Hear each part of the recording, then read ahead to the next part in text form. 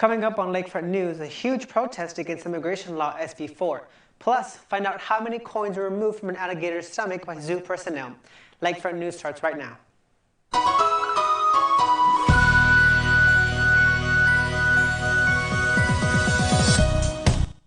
Welcome. Thank you for joining us for Lakefront News. I'm Joel Rosales. A mobile mammogram unit from the University Health System will come to Olu on April 23rd from 8 a.m. until 3:30 p.m. The unit will be parked in front of the University Wellness Activity Center. Screenings take approximately 30 minutes to register. Go to healthyuexpress.com and click Appointment and complete the form. Olu student Marisela Flores shares opinion on the mammogram bus. It's really, scary not knowing, if there's anything wrong. So having a mammogram come check and, just see if anything's going on that you don't know about is, very important. Your insurance company will be called for certification.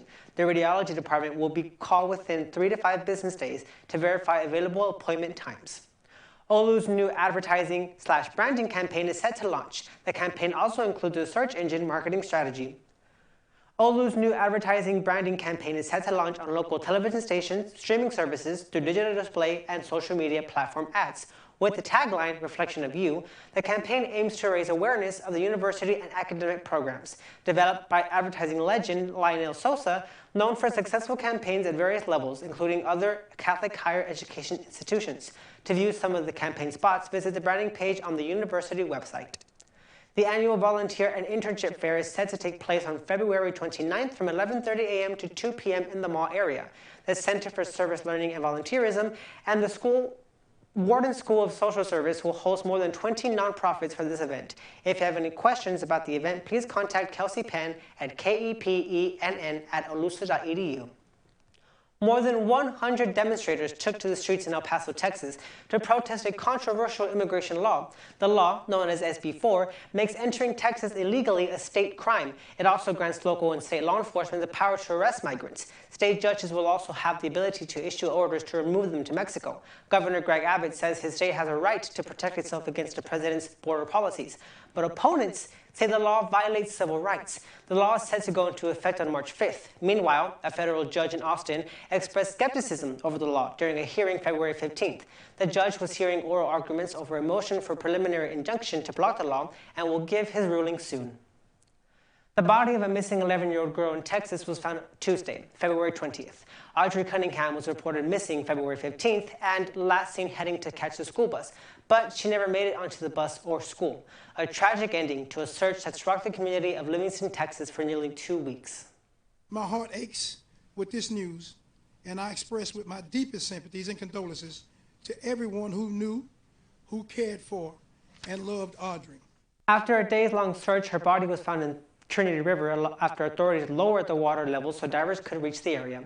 The county district attorney is now preparing an arrest warrant for 42-year-old Stephen McDougall, who was already in custody on unrelated aggravated assault charges. The Polk County Sheriff says McDougall was a friend of Audrey Cunningham's father and lives in a trailer on their property. McDougall even aided in the search efforts. The sheriff says they're waiting for information about the cause of Cunningham's death from the medical examiner. The search for a missing woman in Newton County, Texas continues, with still no sign of the unidentified woman. A witness says the woman jumped off a highway bridge near Bon Muir and into the Sabine River on February 14th. First responders and volunteers from Southeast Texas and Southwest Louisiana are coming together to search for her. Sheriff Robert Burby of Newton County Sheriff's Office says the water conditions make for a far more difficult search, but first responders aren't giving up. In situations like that, we can't stop. We have a goal, and that's to recover the person who jumped and give them back to their family. Volunteers say it's their obligation to help, and Sheriff Burby asked the community to pray for her and her relatives, while law enforcement officers, first responders, and volunteers try to bring closure to the family. A zoo in Omaha, Nebraska says it recovered 70 coins from the stomach of this 36-year-old alligator named Thibodeau. The procedure came after the foreign metal objects were identified in his stomach during a routine exam. The zoo says he was anesthetized and a plastic pipe was placed to protect his mouth and safely pass the tools used to access the coins. They included a camera to help guide them. All 70 coins were successfully removed. Thibodeau recovered well, and he's back in his habitat at the Henry Dooley Zoo and Aquarium. The zoo is asking guests not to throw coins into any bodies of water there. Here at the San Antonio Zoo, there is a no feeding policy. If you're caught with food, you will be asked to leave. Want a very up-close and personal view of a total solar eclipse? A Delta flight this spring will provide just that opportunity. Delta Airlines is offering a special flight from Austin, Texas to Detroit, Michigan on April 8th. Delta Flight 1218 will be specifically operated on an A220-300, an aircraft with extra-large windows. Personally, I would, because I've seen some really cool experiences from being up in the sky, and to see an eclipse from up there, that would be a really good opportunity to see something so beautiful up close.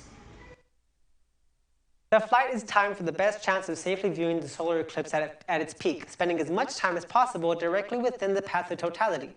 The airline says it has 5 additional routes on the same day that will also serve up good chances to see the eclipse in the air. Coming up next, a big win for Olu softball and a fan favorite football jersey up for auction. A look at your sports news with Joshua Padilla next. Welcome back, I'm Josh Padilla, and here's a look at Olu sports. The number 7 ranked Olu softball team swept a doubleheader from number 6 University of Science and Arts Oklahoma USAO 2-1 and 7-2 this February 17th and 18th. The Saints improved to overall 1, while the Droves dropped to 4-2. Saints coach Bruce Langston contributed to win to the girl SA and rest to the week before the tournament. In the opener, Olu pitcher Cassandra Valdez struck out 8 and held USAO to 6 hits. Saints pitcher Ava Hernandez won the second game for Olu, allowing 4 hits across 5 in the third inning, while Valdez secured the save. Hernandez also drove in 2 runs in the 7-2 victory. March 1st and 2nd, the Lady Saints will be playing in the 2024 Hosea Bell Red Dirt Classic. The tournament will be hosted by the USA Softball Hall of Fame complex in Oklahoma City, Oklahoma. This year, the Langston University Department of Athletics and Director of Athletics, Donita Rogers, are showcasing 12 colleges and universities from across the Midwest. On February 23rd, Olu will go up against the Oklahoma Panhandle State University and Texas Wesleyan University. And Saturday, Olu is up against Mid-America Christian University and Oklahoma City University. Tickets can be purchased online through Langston University or at the gate for $20 daily pass or a $30 weekend pass. Do you wish to support Olu athletics? Then join the Olu Halo Club today. Olu continues to seek to make improvements to the athletics department, including facilities, updates, and scholarships. To achieve this, Olu welcomes anyone to join the Halo Club to push forward toward these goals for the students, athletes that are to join our community in the future. If you wish to donate, visit the Saints Athletics website for more information. Sorry, soccer fans, but Messi Mañana is still here, and that means you will need to pay up if you want to see the soccer legend on the pitch. The Major League Soccer season kicked off February 21st, and Messi entered Miami, packed the Real Salt Lake. This Messi's first full season with Miami after joining the team late last season. The average price for tickets is about $185. Last year, the tickets cost about $27. That means prices jumped about 585%. Messi may bringing new fans to the sports, as StubHub says it has seen sales from all 29 teams increase this year. Inter Miami is the most demand MLS team, followed by Los Angeles Galaxy and the New England Revolution. On February 6th, Texas Tech Red Raiders played against the Baylor Bears. The 7 free throws by Yves Messi certainly impressed Baylor's coach, Drew. The highlight dunks by the 7-foot freshman are what buzzed the crowd in a frenzy. Messi had 17 points with those free throws and that big slams. The last one handled early in the game, turning run. He drove the right edge of the lane and reached by a 6 and 7 defender, and 13th ranked Bears 75 and 75 went over number 1 25 Texas Tech on February 20th. A group of college basketball players found themselves in a tight spot February 15th before the game even began. They got stuck in an elevator for so long the game was delayed. The players were from far Lee Dickinson University. They were getting ready to play an away game against Long Island University when they became stuck in the cramped elevator and had to be rescued by the New York City Fire Department. Footage shared on social media showed the players climbing out of the elevator one at a time. One player said that the cramped quarters what made him claustrophobic, but mainly just hot and sweaty. They made it to the game about 15 minutes late and managed to win by just 2 points. Apple's taking even bigger swings at sports. February 21st, the company launched a free app for iPhone users that delivers real-time scores and stats, and even optional live betting.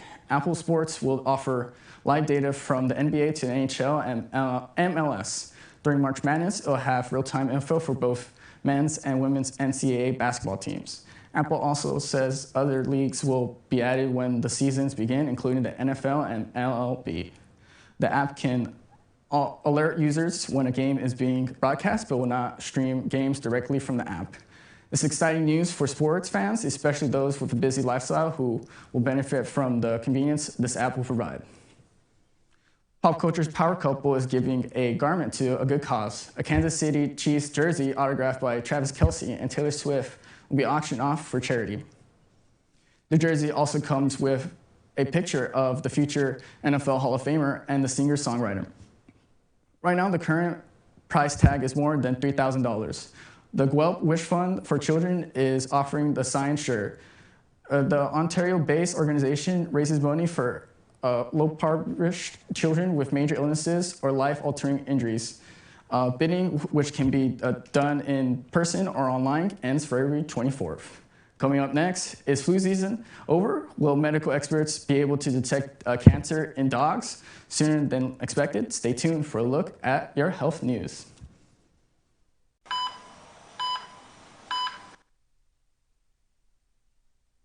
Welcome back. Now for a look at your health news. Olu's Health Education Resource Office is bringing back Betty's Co Mobile Clinic and the South Texas Blood and Tissue Bus on campus February 27th. The mobile clinics will park in Moy Circle, just outside the University Wellness and Activity Center by Theory Auditorium. Betty's Co will be on campus from 9 a.m. to 5 p.m., and the South Texas Blood and Tissue Bus will be on campus from 10 a.m. to 2 p.m.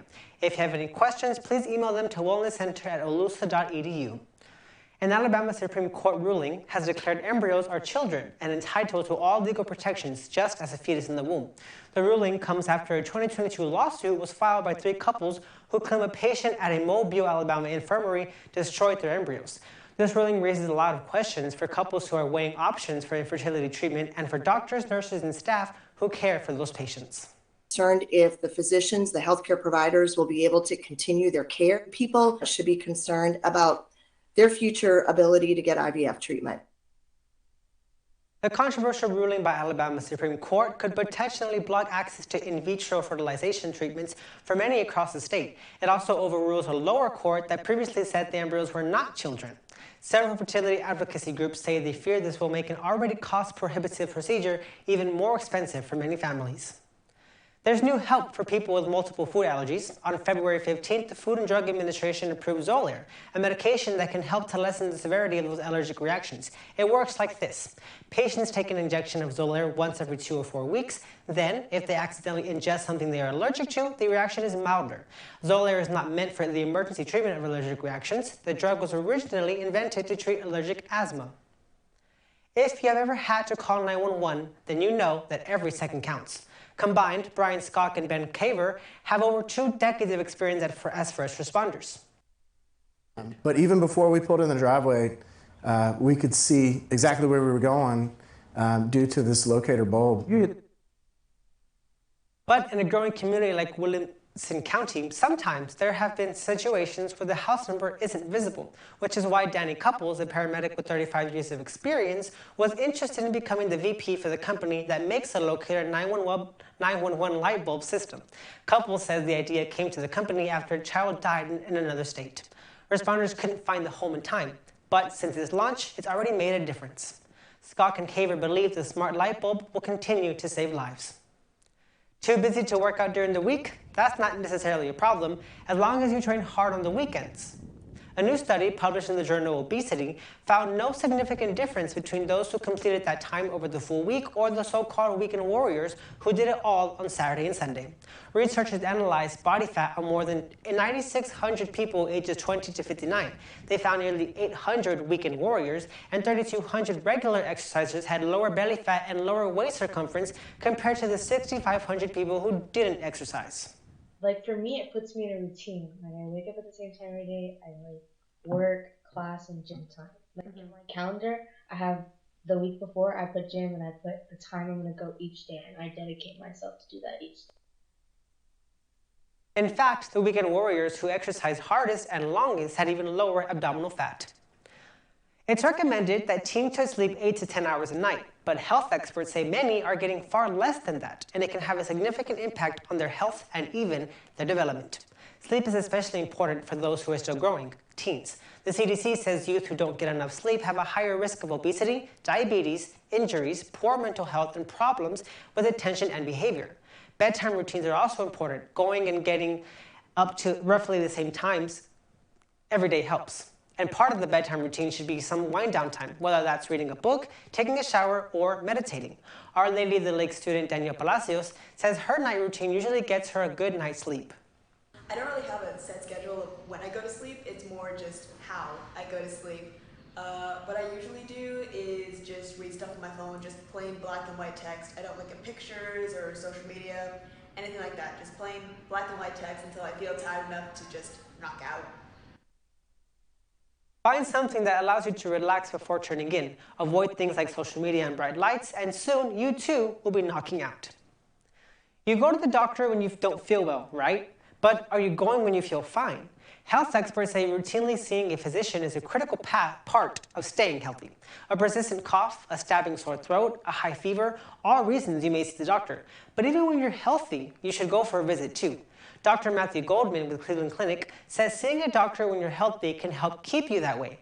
Your doctor can help maintain wellness, manage chronic conditions, and foster a holistic approach to caring for both physical and mental health in the long term. A routine exam is recommended each year. The provider will check overall well-being, including mental health, skin, eyes and ears, nose and mouth, heart, lungs, and abdomen. They will run tests to make sure you're healthy.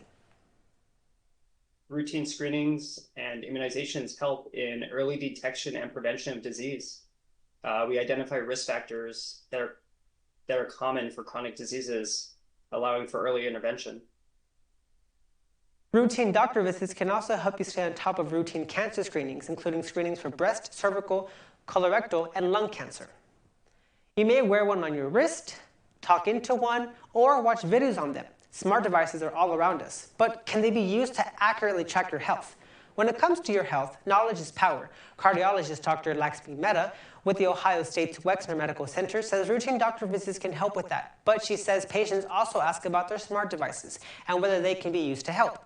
Mehta says smart devices can be a good tool to help track health for some, especially those with underlying health issues. I've had some patients that we've put monitors on them for a whole month and we can't find anything because it's just too infrequent. And when they have these devices, we're able to find out like, gosh, you know, what they're experiencing is real. It's not anxiety. It's not something in their head. There's something real, but we just can't capture it on our monitors because the monitor is not worn too long. While smart devices may be useful, Mehta cautions against having it be the only tool a patient uses. If a tracker highlights a potential problem, it's time to see a doctor. And she says the devices shouldn't replace routine visits. It's a wellness tool that's gained popularity over the years. Journaling is a way to learn about yourself and help you work through feelings, potentially improving your mental health in the process. It's a simple act, writing down what you're thinking and how you feel. But journaling can help you become a better version of yourself. Research shows journaling can help with focus, productivity, and health. There is another tool called gratitude journaling, which health experts say writing down what you're thankful for each day can help you stay grateful and help your mental health. Coming up next, why is Jimmy Kimmel being sued? Are the rumors true of an X-Men revival? A look at your consumer news next. Welcome back. Now here's a look at your consumer news. A tough call for a man to make when he had to report his brother to police on Tuesday morning. but that call may have prevented another tragic shooting. Plattsburgh Chief of Police Peter Mitchell says officers are letting out a sigh of relief after they were able to stop 52-year-old Robert Thibodeau on February 13th, about a mile from Chaplain Valley Physicians Hospital, where police say Thibodeau intended to open fire on hospital employees. According to John Thibodeau's statement to police, his brother was upset because he was not considered for promotion and after tendering his notice to quit, was fired. We did find some more rounds in the car that he had along with him with the shotgun. At the location, found some more weapons. Not going to release, what types right now. It's still an active investigation, and could potentially be some more charges coming forward. According to John Thibodeau, his brother told him, quote, "All upper management at CVPH were dead," end quote. Worried about that threat, John Thibodeau then drove to his brother's house in West Plattsburgh to try to block his truck from leaving the driveway. When that didn't work, he called the police, warning them his brother was armed and likely had guns inside his home. Thibodeau is now receiving mental health resources while in custody. San Antonio is abuzz as The Salesman, the series, episode 2 premiered at the Texas Public Radio. Local SAC film fans gathered for an evening filled with drama and local talent. Doors opened at 6:30 p.m., offering attendees a chance to snag exclusive merchandise. I think that it shows that you can work hard and be a filmmaker and be an artist in San Antonio and actually be successful if you really try and put yourself out there and you plan and you put a lot of care into your work. As the night kicked off with the remastered screening of episode 1 at 7 p.m., setting the stage for the main event. At 7:45 p.m., the spotlight was on episode 2, promising a new day in San Antonio with fresh faces and an intense clash between cops and robbers.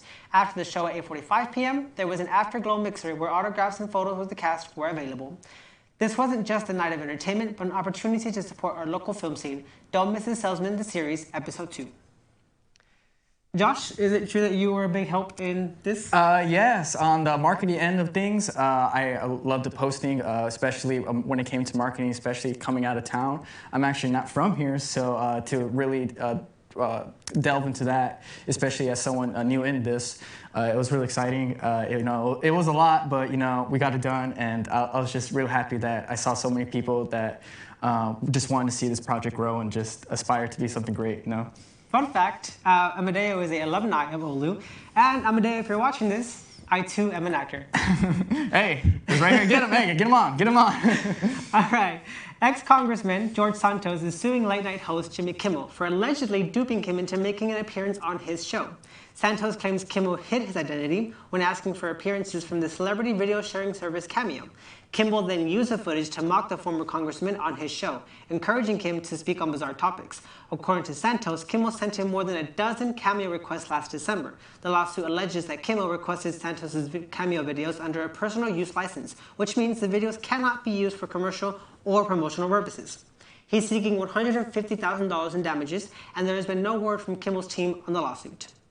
What are your thoughts, Josh? Well, from what I've seen of Jimmy Kimmel, I'm quite not in there, I think Jimmy has a lot on his plate, and if he doesn't really organize himself, I think this can really blow up into something big, and I think that's something he's shooting for, Hey, I don't know how deep it goes, because from my understanding, when you use a Cameo, you don't have to specify whether you're using it for commercial or profit. Isn't it just you pay and it's yours, right? Isn't that... Copyright's weird, and how policies are, non-disclosure agreements, and so there's a lot of gray in that, so we'll see. I don't really watch late night shows, but I'm sure the show has more than enough means to resolve the lawsuit. We'll see. All right, the rumors are true. Olu Marvel fans are in for a treat as Disney is reviving an iconic X-Men cartoon. X-Men 97 is a direct sequel to the beloved X-Men the Animated Series. That show ran for 5 seasons from 1992 to 1997. The X-Men 97 series will pick up right where the finale left off. I have liked Marvel for a very long time. I think since I was 10 years old. 2002 actually. I really liked Spider-Man back in the day. And how do I feel about the revamp of X-Men? I think it'll be very interesting, and I am definitely looking forward to it. The voiceover cast includes veterans of the original show and newcomers. It will start streaming on Disney Plus on March 20th. It's part of a big year for the X-Men, with Deadpool and Wolverine arriving in theaters this summer. Josh? Honestly, I didn't grow too much up with the X-Men, but I was more of a Transformers and Thundercats kind of guy and He-Man kind of guy, so I was more into that 80s nostalgia of TV shows, but X-Men wasn't really my cup of tea when it came to things, but who knows, maybe the show may change my mind. I watch Marvel. I know like all the main movies. I haven't seen that show, but I am excited to see the new Deadpool one. Oh yeah, I'm pretty excited about that. Hey, they're bringing Hugh Jackman back. Yeah, so, I think I'll be seated. But I was also a Transformer person. I had all the cars, all the action figures. The show was on. Hey, it was on in, if you don't know where I'm from, Juarez, and yeah, we play a lot on, especially in Spanish. So I watch a lot of Transformers in Spanish. It's crazy. Target is taking aim at budget-conscious customers with the new value brand. Dealworthy rolls out this month to shelves to Target stores nationwide and online. The brand will include 400 items. Most will cost less than $10, with the cheapest coming in at under $1. The inventory ranges from phone cap chargers to disposable plates and even underwear. The company hopes to attract new customers by giving them a cheaper alternative with the credibility of a brand that's actually owned by Target. Starbucks has opened its first cafe designed to give customers with disabilities more store accessibility. It's in Washington, D.C., and here's a look. It includes softer indoor lighting to minimize glare, shadow patterns and backlighting to help people read menu items or in-store info, materials that minimize background noise or echoes, which could disrupt people using hearing aids, minimum clutter at the front of the store to make it easier for customers in wheelchairs or motorized scooters to get around, and lower counters where coffee and food is placed for pickup or wheelchair access. All renovated and new cafes will implement the new design features. Do you go to Starbucks a lot, Josh? Not often. Mostly we have one here on campus. I'm usually at that place. But whenever I do go, I can see how it can be a little convenient for most people, just getting around. And, it's not designed for mostly disabled people, so I can see how it could be a little rough. I'm not a huge coffee drinker, but when I do, I usually go to Dutch Bros, just because I personally think they're cheaper and give you bigger portions. But I do think it is very nice that they're finally making accessibility for people who are disabled. Wholesale inflation rose in January more than expected. The producer price index increased 0.3%, bringing the annual increase to 0.9%. Economists had predicted a 0.7% gain for the year, and PPI measures average price shifts at the wholesale level before products reach the consumer. It includes various categories, including the volatile food and energy sectors, and is an indicator of what consumers will ultimately pay. Scientists say they can use artificial intelligence to solve a key problem in the quest for nuclear fusion energy. Nuclear fusion has been hailed as a near limitless source of clean energy for decades, but they have only achieved unsustained fusion energy for a few seconds, and many obstacles still remain, including instabilities in the highly complex process. Researchers from Princeton University and the Princeton Plasma Physics Lab reported they found a way to use AI to forecast potential instabilities and prevent them from happening. A flight bound for Chicago on February 20th was forced to return to Albuquerque, New Mexico due to a disruptive passenger. Witnesses aboard the American Airlines flight say the man tried to open the emergency door mid-flight. They say passengers and flight attendants worked together to subdue the man, and the door never opened. The airline says the plane landed safely, and the man was met by local law enforcement upon arrival. It is unclear whether the man was arrested or charged. For Olu News, I'm Joel Rosales. And I'm Joshua Padilla. Thank you for tuning in to Lakefront News. Visit us online at lakefront.olu.com.